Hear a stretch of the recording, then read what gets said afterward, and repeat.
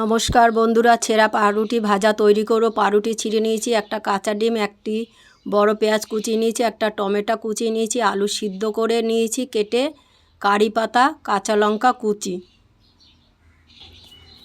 মশলা: কাঁচা জিরে, সাম্বার মশলা, নুন, হলুদ, শুকনো লঙ্কা। কড়াইতে সাদা তেল দিয়ে জিরে আর কারি পাতা ভাজা করছি। ভাজাটা তুলে রাখবো। কড়াইয়ের ভিতরে ডিমটা দিয়ে দিলাম। ডিমটা ঝুরি ভাজা করে নেব ভেজে। ডিম ভেজে তুলে রাখলাম। এতে তেল গরম হয়ে গেছে, পেঁয়াজটা দিয়ে ভাজা করছি। একটু লাল লাল হলে আলুটা দিয়ে দেব। পেঁয়াজ ভাজা হয়ে গেছে, আলু, কাঁচা লঙ্কা দিয়ে দিলাম। এটা একটু লাল লাল করে ভাজবো। নুন দিয়ে দিলাম, হলুদ লঙ্কার গুঁড়ো দিয়ে দিলাম,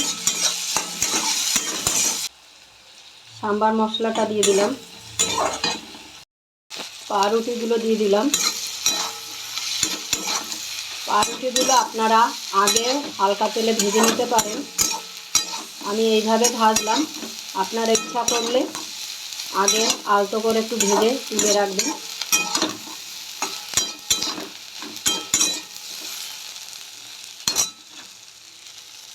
ডিম ভাজাটা দিয়ে দিলাম।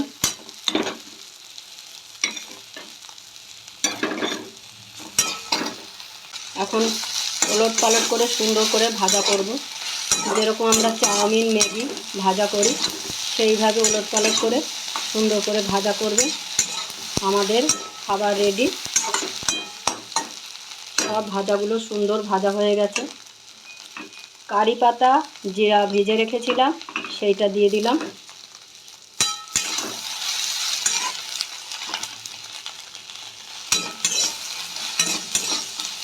নামিয়ে দেবো।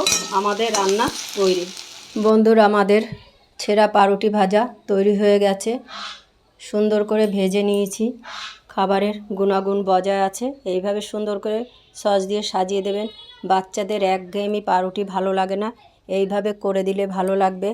পাউরুটি, ডিম, আলু, পেঁয়াজ, টমেটো আছে।